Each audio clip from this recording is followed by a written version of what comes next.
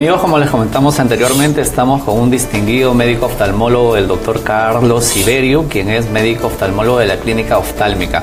Bienvenido al programa, doctor. Doctor Olivera, muchas gracias por la invitación. Un gusto estar con usted para conversar sobre algunas enfermedades de los ojos, ¿no? Sí, claro que sí, sobre todo que es una patología bastante común como es el ojo seco, ¿verdad? Así es. Por favor, usted trajo una maqueta, así que explíquenos un poco la anatomía del ojo como para ir haciendo que nuestros televidentes puedan ir entendiendo de qué se trata este síndrome de ojo seco. Claro. Muy bien, doctor. El ojo pues es una maravilla, ¿no? Como usted sabe, tiene un montón de partes que nos sirven además es una estructura súper compleja también, de mucho cuidado. Es muy compleja, ¿no? Y hablando del ojo seco, ¿no? Lo que podemos nombrar como partes importantes del ojo es que al costado del ojo, ¿no? Debajo del huesito que tenemos acá al costado del ojo, hay una glándula que produce lágrimas, ¿no? Okay. Es como una esponjita que va soltando lágrimas y esas lágrimas van bañando el ojo, ¿no? Lo van lubricando para que podamos ver bien y sintamos confortable la vista, ¿no? Claro. Eso es importante saberlo en relación a este problema, como usted decía, que es muy frecuente, que es el ojo seco, ¿no?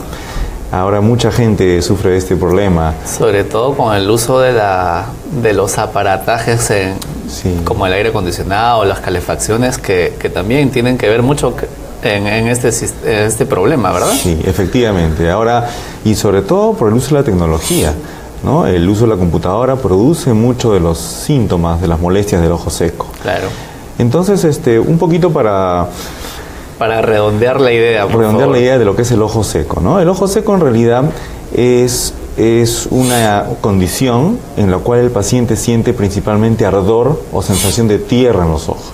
Siente como si tuviera basurita o le arde con frecuencia. Eso es lo más... Todos los pacientes con ojo seco tienen esa molestia. Y esto es básicamente por lo que acaba de decir, porque no existe la adecuada lubricación por deficiencia o deterioro de esta glándula. Exactamente. Entonces, ahora, hay dos tipos grandes de ojo seco, ¿no? Okay. Una es por la falta de producción de la lágrima. Como les explicaba bien antes, esta esponjita o esta glándula que produce líquido y lágrimas, produce menos lágrimas en algunos pacientes, ¿no? Por ejemplo, ahora vamos a hablar un poquito sobre las causas de eso. Bueno, ese es un grupo, los pacientes en los que se producen pocas lágrimas, y hay otro grupo en el cual se evaporan las lágrimas con más facilidad. O sea, el paciente produce lágrimas y se va rápidamente. Pero se van rápidamente al medio ambiente. Entonces, dentro del primer grupo, que es en aquellos pacientes en los que no se produce suficiente cantidad de lágrimas, hay varias causas de esto, ¿no? Claro. La más común es la edad. Conforme pasa uno en años, va avanzando en años, en algunos pacientes estas glándulas van funcionando menos y van produciendo menor cantidad de lágrimas. Okay. Y eso hace que las personas, sobre todo de la tercera edad, empiecen a tener un poco de problemas de ardor, claro, como les decía antes. Pero doctor, un poco antes de ir al tema de las causas y los síntomas, ¿la función de la lágrima es solamente lubricar o tiene otras funciones añadidas a la lubricación? Claro, una es lubricar, ¿no? Okay. El ojo necesita estar cubierto siempre con una capita de lágrima para que funcione bien, para que no haya molestias tipo ardor por el medio ambiente, ¿no? La otra función de la lágrima es visual, ¿no? La lágrima produce en la superficie del ojo valga la redundancia, una superficie lisa, ¿no? Completamente lisa y pulida para que uno pueda ver con claridad. Cuando la lágrima no está bien, cuando se corta o hay poca lágrima, el paciente ve borroso. Y ese es otro de los síntomas de los pacientes con ojo seco, es que ven borroso por momentos, ¿no? Okay. Están leyendo, por ejemplo, y de repente ven borroso, parpadean y otra vez ven bien. Eso es típico del ojo seco, el ardor y esa molestia. Entonces, tiene esas dos funciones principales. Una es la de cubrir y proteger el ojo, ¿no? Tiene también sustancias antibacterianas la lágrima, que evitan las infecciones como las conjuntivitis. La lágrima tiene antibióticos naturales, digamos, que evitan las infecciones. Claro, claro. Entonces tiene varias funciones la lágrima que no es solamente lubricar, entonces no solamente lubricar, digamos como se piensa comúnmente, ¿verdad? Así es, es bastante más complejo. Sobre todo el tema de la de protección sobre algunas infecciones que uno estaba comentando es súper interesante, porque de esa forma algunas personas que están expuestas por mucho tiempo a situaciones donde estas lágrimas disminuyen van a verse predispuestos a tener alguna enfermedad infecciosa también. Efectivamente, los pacientes con el ojo muy seco hacen con frecuencia úlceras corneales que se pueden infectar y es un problema, ¿no? Todo eso por la falta de lágrimas. Claro. Entonces, sí, como le explicaba, doctor, sobre las causas del ojo seco, claro, ¿no? Entonces, una es la falta de producción de lágrimas. Vemos que con la edad pasa eso con más frecuencia. Y en algunos pacientes, por ejemplo, que sufren de artritis reumatoide, es frecuente que la glándula que produce lágrimas se atrofie, deje de funcionar y ya no produce lágrimas. Y esos pacientes tienen ojos muy secos. Eso ha seguido de una, digamos, no solamente de la artritis, sino de todas las enfermedades de tipo colágenopatías que decimos. Exactamente, ¿no? Se sacan no solamente las lágrimas, sino también la saliva, dejan de producir saliva, ¿no? Hay un síndrome de Sjögren famoso, ¿no? Claro. Que hay una sequedad en todo el cuerpo. Entonces, en estos casos de falta de producción de lágrimas, lo que se usa, pues, es para aliviar las molestias lubricantes, ¿no? Son lágrimas. Pero antes de ir al tratamiento que usted nos está comentando, digamos, aparte de los síntomas estos de fastidio, de ardor, de picazón, ¿existen algunos otros síntomas añadidos que uno puede sospechar o simplemente son los dos síntomas muy específicos que te pueden indicar que es una patología como el ojo seco? Sí. Los más frecuentes son esos, ¿no? Son el ardor, la sensación de cuerpo extraño, la visión borrosa por momentos, ¿no? Que mejora con el parpadeo. Se pueden agregar otras cosas más, como por ejemplo picazón, ¿no? A los pacientes les pica los ojos. Y bueno, algunos pacientes que ya tienen un ojo seco muy severo les fastidia la luz, ¿no? Claro. Tienen, problemas. Usted nos estaba comentando sobre las causas de las que nos pueden producir un ojo seco y nos habló un poco sobre el tema de las computadoras, el tema del uso de los dispositivos como las tablets. Así es. Pero también, digamos, la edad nos había comentado que es un factor muy importante porque todo se va deteriorando a medida que vamos creciendo. Así es. Pero algunos factores externos como por ejemplo el polvo, el tema de las personas que paran en las calles y están expuestos mucho al tema del sol, ¿les puede producir esto? O los que están expuestos mucho a los vientos fuertes que paran generalmente en las calles, ¿no? Claro. Sí, ya ahí, en cuanto a factores externos, creo que pasaríamos ya a la otra causa de ojo seco, ¿no? Porque como le decía, una de las causas es disminución de la producción de lágrimas. Claro. Y la otra causa es el aumento de la evaporación de las lágrimas. O sea, las lágrimas que uno produce se van rápido al medio ambiente. Sí, digamos, y ahí si es que hubiese mayor temperatura, nuestras lágrimas se van a evaporar más, como sucede en el verano. Sí, exactamente, ¿no? Y con el viento, por ejemplo, también. Pacientes que están muy expuestos al viento, al polvo, se les va a evaporar las lágrimas más rápidamente. Claro. Pero la causa más frecuente actualmente de ojo seco por evaporación, ¿no? Es el uso de la computadora, ¿no? Porque hay muchas personas que trabajan largas horas con la computadora y están sentados sin parpadear. Sin parpadear. Eso es muy importante lo que ha dicho, doctor, porque las personas cuando están concentradas en su trabajo dejan de parpadear lo que uno parpadea normalmente. Claro. ¿Ya? Eso se ha demostrado. Por la concentración que uno tiene, uno deja de parpadear, entonces el ojo se empieza a resecar, empieza a irritarse. Porque también así como tenemos una determinada cantidad de respiraciones por minuto, tenemos una determinada cantidad de parpadeos por minuto. Exactamente. Normalmente son 15 parpadeos en promedio por minuto que uno debe hacer, y uno lo hace inconscientemente, sin pensarlo.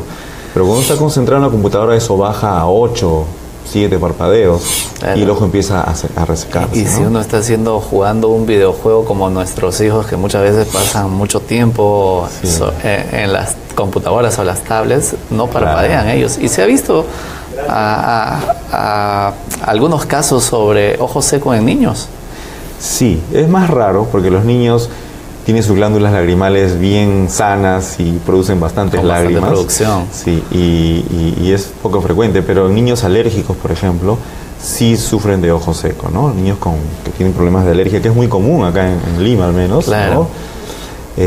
Tienen menos producción de lágrimas, se les irrita la vista y hay que usar lágrimas muchas veces en ellos.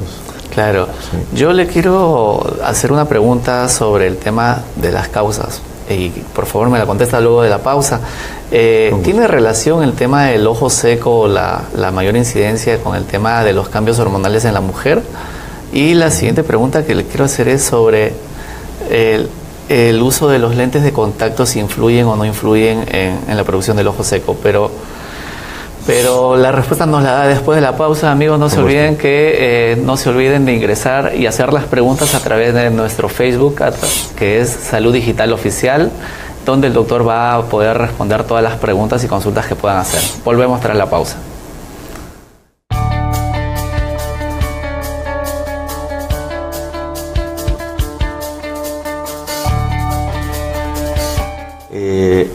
Los cambios hormonales hacen que cambie pues la secreción de diferentes glándulas en el cuerpo, y una de ellas es la glándula lagrimal, ¿no? Cuando la mujer entra en la menopausia, empieza a producir menos secreción lagrimal y eso hace que empiecen con más frecuencia problemas de sequedad ocular, ¿no? Yeah. Y en el caso de los lentes de contacto, el lente de contacto en sí no va a producir un ojo seco, pero un síntoma o una señal de que el paciente tiene el ojo seco es que no tolera el lente de contacto. ¿Por qué? Porque el lente de contacto, sobre todo si es blando, va a absorber el agua que está en el ojo, ¿no? En la superficie ocular. Entonces, si el paciente ya tiene un ojo seco, si produce menos lágrima o se evapora con facilidad y uno le pone un lente de contacto, la poca lágrima que tiene el lente lo va a absorber y va a empezar a fastidiar el lente de contacto, ¿no? Claro. Entonces, no es la causa, pero sí empeoran los síntomas de un paciente con lente de contacto. Claro.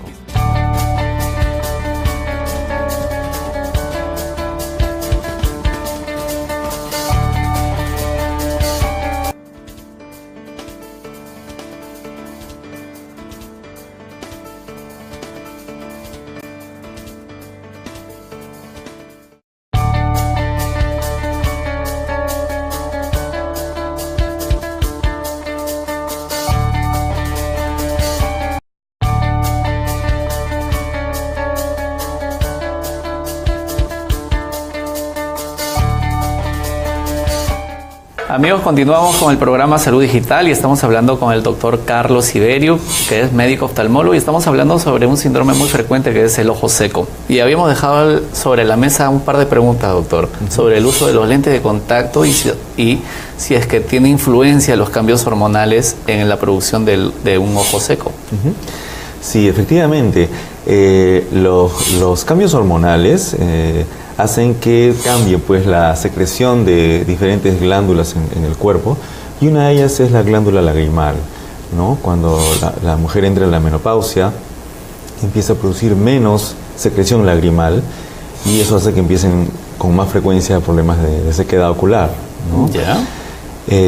Y en el caso de los lentes de contacto, el lente de contacto en sí no va a producir un ojo seco, pero un síntoma o una señal de que el paciente tiene el ojo seco es que no tolera el lente de contacto.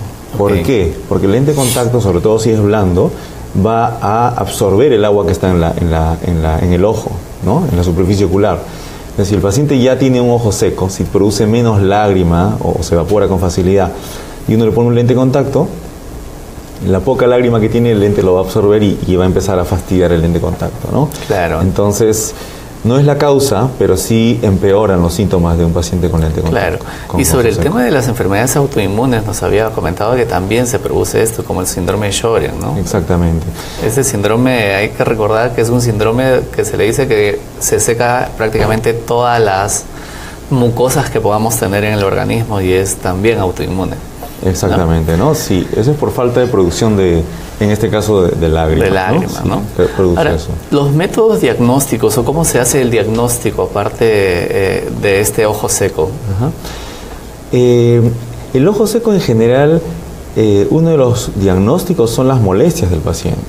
Okay. Si el paciente tiene ardor, tiene esta sensación de cuerpo extraño, y uno observa en el examen, el oftalmólogo puede darse cuenta a la hora que examine el ojo con el microscopio del consultorio, puede darse cuenta cuando hay poca lágrima, ¿ya? Entonces, nosotros examinando al paciente y preguntándole sus molestias podemos diagnosticar el ojo seco, ¿no? Claro. Cuando queremos ya medir la cantidad digamos, la severidad del ojo seco, podemos hacer un test que se llama el test de Schirmer, que se ponen unos papelitos en el ojo, ¿no? Y tienen una numeración esos papelitos. Entonces, por el papelito empieza a bajar la lágrima, el papelito empieza a humedecerse, ¿no? Y en 5 minutos que se deja ahí el papel, debe haber un mínimo de lágrima que se produzca para nosotros decir que es normal el paciente, ¿no? Si no se moja el papelito lo suficiente, es un diagnóstico de un ojo seco. Dependiendo pues la cantidad que salga de lágrima, vamos a clasificarlo en moderado, severo o leve, ¿no? Hay otras pruebas que se pueden hacer. De hecho, nosotros ponemos una pinturita en el ojo que se llama fluoresceína, es una pinturita amarilla. Muchos pacientes que han ido al oftalmólogo deben haber pasado por esa experiencia.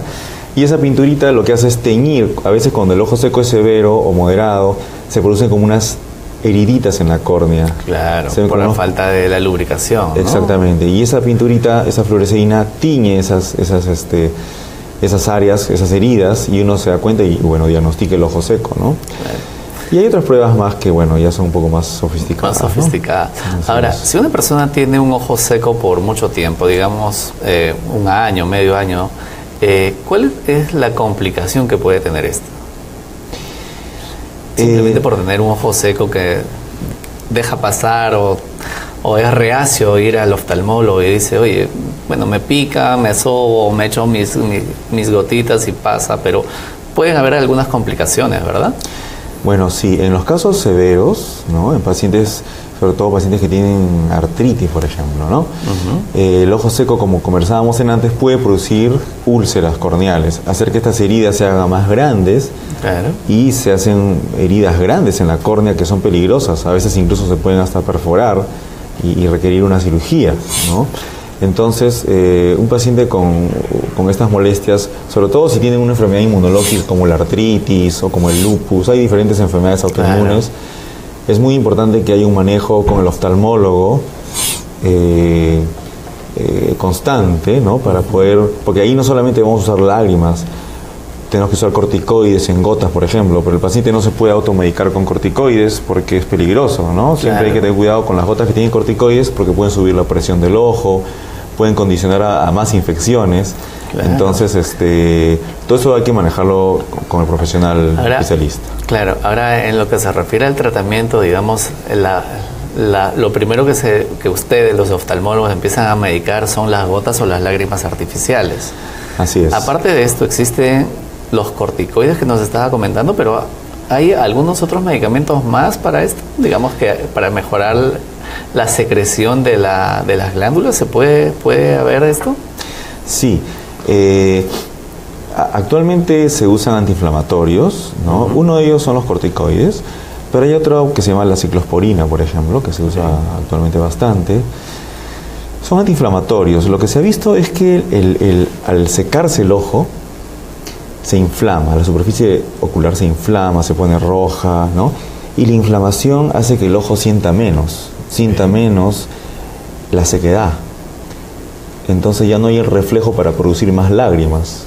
Claro. Entonces el ojo se seca más, ¿no? Se seca más. No sé si, o sea, sí, ¿no? Es un círculo vicioso, claro. ¿No? Hay sequedad ocular, pero eso produce inflamación, no sientes, ¿no? El ojo se anestesia, no siente y hay menos producción de lágrimas. Claro, y es un círculo vicioso. Entonces, ese círculo vicioso lo cortamos con antiinflamatorios como los que acabo de mencionar, los corticoides, que suben la presión, ese es el problema, pero hay otros antiinflamatorios como la ciclosporina que son muy buenos y pueden usarse también en estos casos. ¿Y cuánto tiempo se podría usar un corticoide en gotas sin ningún problema, sin tener el riesgo de producir una hipertensión ocular?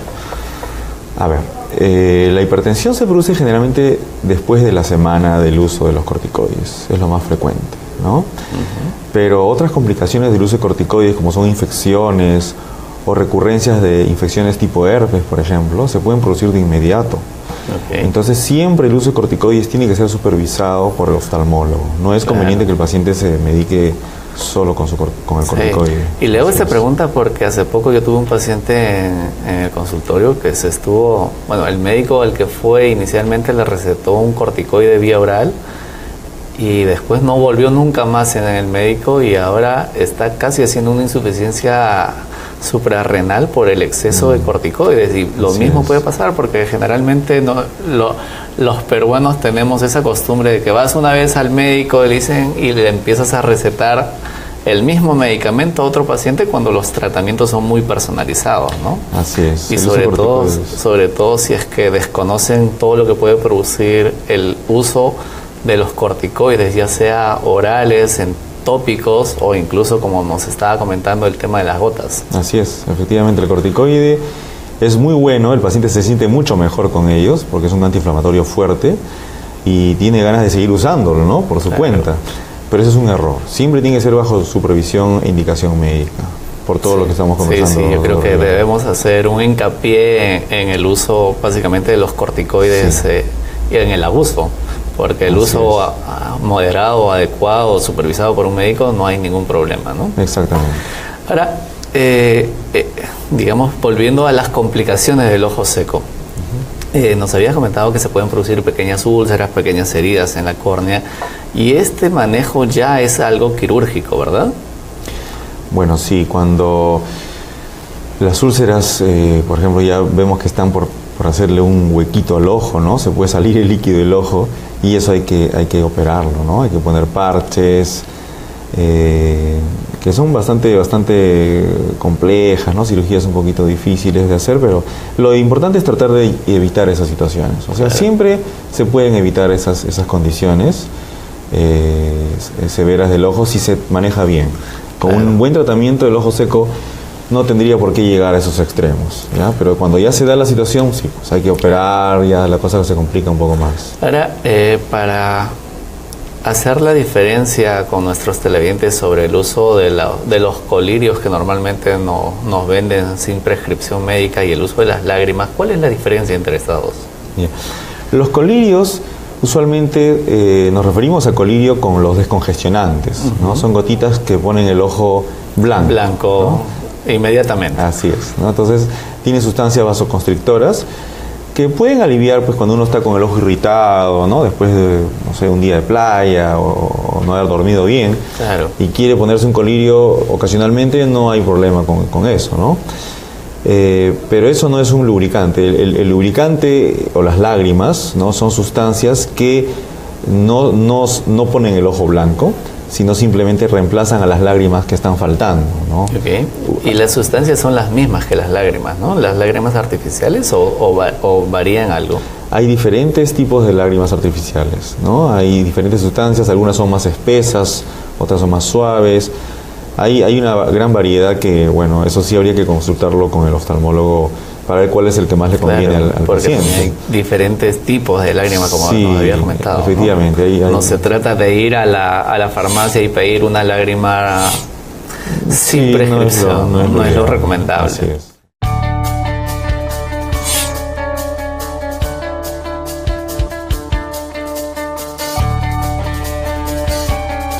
A partir de los 50, 60 años ya las personas empiezan a tener ese problema.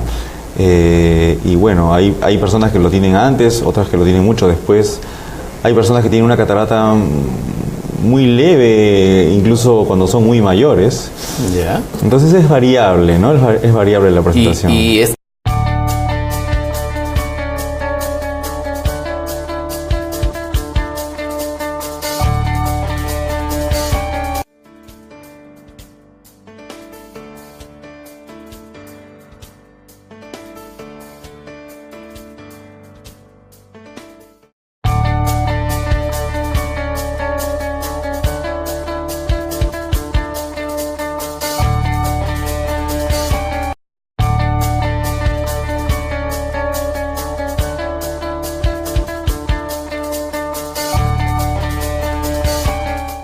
Amigos, vamos a conversar ahora sobre las cataratas con el doctor y no se olviden de hacer sus preguntas a través de nuestro fanpage que es Salud Digital Oficial y también no se olviden de ingresar a www.digitaltvperú.com donde van a poder ver toda nuestra programación.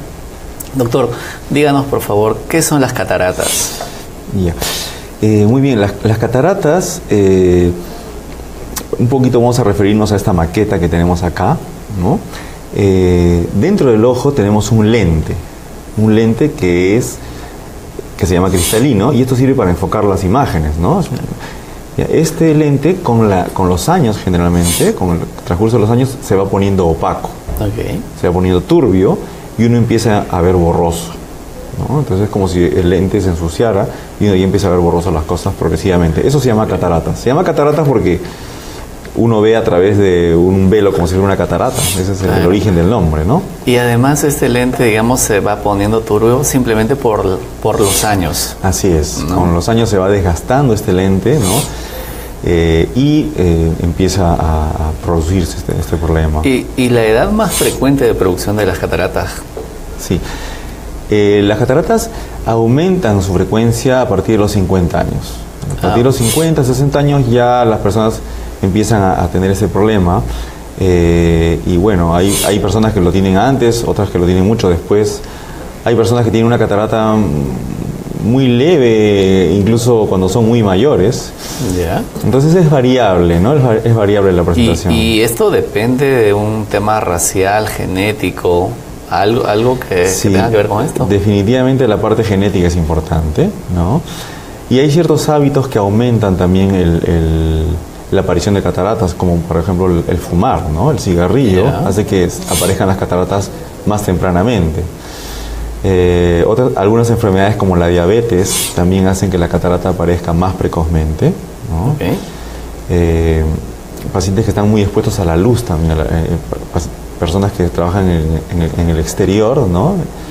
Y están muy expuestos a la luz solar también tienen más aparición o aparece la catarata con más frecuencia. Con más frecuencia, exactamente. ¿Y las personas que están frente a las computadoras, como habíamos comentado anteriormente, hay alguna incidencia, no? No, en las computadoras parece que no influye en la aparición de cataratas, ¿no? Felizmente. Felizmente, porque si no todo el mundo estaríamos ahí con el riesgo de tener esto, sí, ¿no? Pues todo el mundo usa las computadoras. Y en el tema de las enfermedades ocupacionales, por ejemplo, aquellas personas que trabajan con soldaduras, con luces muy intensas, ¿esto influye? Así es, la radiación ultravioleta produce cataratas. Cuando llega al ojo la radiación produce que este lente se opaque y por eso la luz del sol hace que que las cataratas aparezcan, porque la radiación ultravioleta del sol es la que causa eso. La luz de la soldadura también tiene radiación ultravioleta. Entonces cuando pacientes soldadores que no usan su protección adecuadamente van a estar expuestos a esta luz fuerte y hacen cataratas con más frecuencia también. Claro. Ahora, respecto a la luz solar, en verano todo el mundo nos vamos a las playas y vemos muchos que nos gusta solearnos y estar permanentemente bronceados, y para eso te tiendes sobre la arena y estás expuesto prácticamente a los rayos ultravioleta, pero a pesar de que estás con los ojos cerrados, los rayos ultravioleta llegan a penetrar. Bueno, si no está con los ojos cerrados, la penetración es muy baja, ¿no? Pero así uno no esté expuesto al sol directamente, el mismo reflejo de la radiación en la arena o en el agua van a incidir en la vista. Entonces es muy importante protegerse los ojos con lentes oscuros y que tengan protección ultravioleta. Claro. ¿No? Ahora, la otra pregunta es ¿cómo uno se da cuenta que un lente oscuro tiene protección ultravioleta? Bueno, hay unos aparatos que miden esto, pero lamentablemente no es muy fácil acceder a estos aparatos, ¿no? Pero yo les diría que si ustedes compran un lente oscuro en una tienda de confianza y les dan su factura y el lente trae su certificado de que tiene protección ultravioleta, lo más probable es que tenga el filtro ultravioleta. No tiene que ser un lente caro, la protección ultravioleta no es cara. O sea, podríamos conseguir lentes de 20, 30 soles que tengan protección ultravioleta. Definitivamente, claro que sí. Si es que lo compra en un sitio de garantía y tiene ese certificado, puede ser un lente barato y que tenga una buena protección ultravioleta. El problema es cuando uno compra pues en sitios informales o en la calle, ahí ya no hay ninguna garantía de que el lente sea pues original, ¿no? Claro. Pero ¿no? es muy accesible la compra de estos lentes. Claro.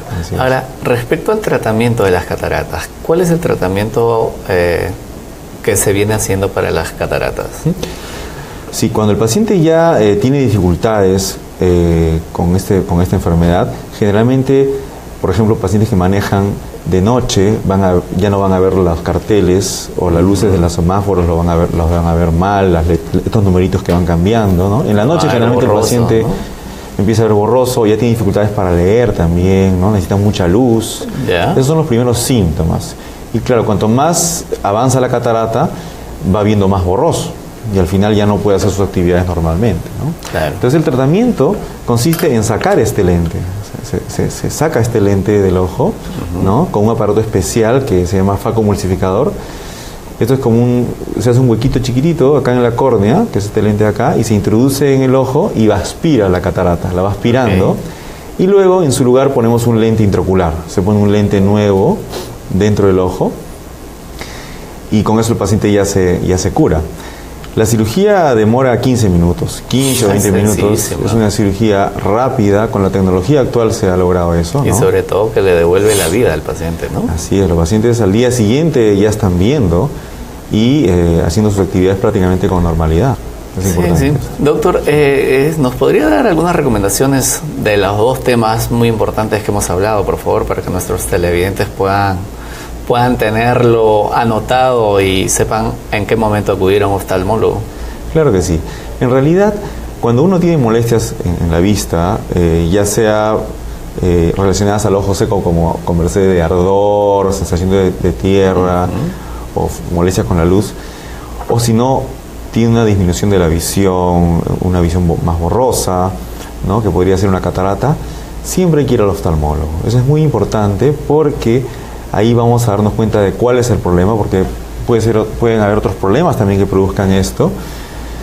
Incluso pacientes que no tienen molestias, ¿no?, tienen que hacerse un chequeo anual. A partir de los 40, máximo 50 años, hay que chequear la presión del ojo para descartar enfermedades como glaucoma, etcétera, que a veces el paciente no siente que las tiene, claro, pero uno puede detectarlas a tiempo con el chequeo. Entonces, una de las cosas que yo quisiera recomendar es siempre ir al oftalmólogo cuando haya cualquier tipo de molestia ocular, ¿no? Claro. Y si no la hay, a partir de los 40 o 50 años ya hacerse un chequeo anual de la vista para descartar enfermedades. Lo otro es que, bueno, pacientes con estos síntomas de ojo seco, si son jóvenes y usan mucha computadora, traten de parpadear un poco.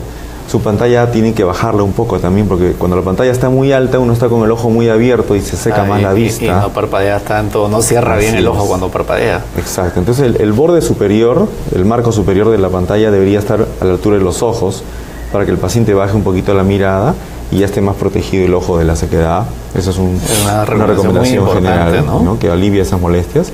Y si persiste la molestia, pues ir al oftalmólogo. Él le va a recetar unas lágrimas que sean adecuadas para su caso. Claro. Y en el caso de las cataratas, bueno, igual el oftalmólogo tiene que examinarlo si el paciente tiene visión borrosa. Y si es una catarata, y el doctor le recomienda que se opere, que le pierda el miedo. Que le pierda el miedo, porque es una cirugía muy sencilla, como nos ha comentado. Muy rápida, no duele y con una recuperación pues excelente, ¿no? Doctor, qué interesante este tema, este tipo de recomendaciones además, ¿no? Bueno, yo quería agradecerle el haber asistido a nuestro programa, doctor, y por favor, no se olvide de darnos un teléfono de la clínica. Sí, con gusto, doctor Olivera. Yo trabajo en la clínica oftálmica. El número de teléfono es 277-9300. Estamos en la avenida San Borja Norte, 783, para servirlos. Como les decía, tenemos ahí pues todas las especialidades oftalmológicas y los instrumentales, los equipos pues más modernos para darles un servicio de la mejor calidad posible. Claro que sí, sobre todo de calidad y con lo último en equipamiento médico. Sí, claro, por supuesto, es importante. Bueno, muchísimas gracias, doctor. A usted, muchas gracias por la invitación, doctor Olivera. Gracias. Amigos, no se olviden de conectarse a través de nuestro fanpage Salud Digital Oficial, donde el doctor va a responder las consultas que ustedes tengan, y también de ingresar a www.digitaltvperú.com, donde usted podrá ver toda nuestra programación. Y tras la pausa volvemos con nuestra queridísima amiga Pamela Langer en el segmento de nutrición.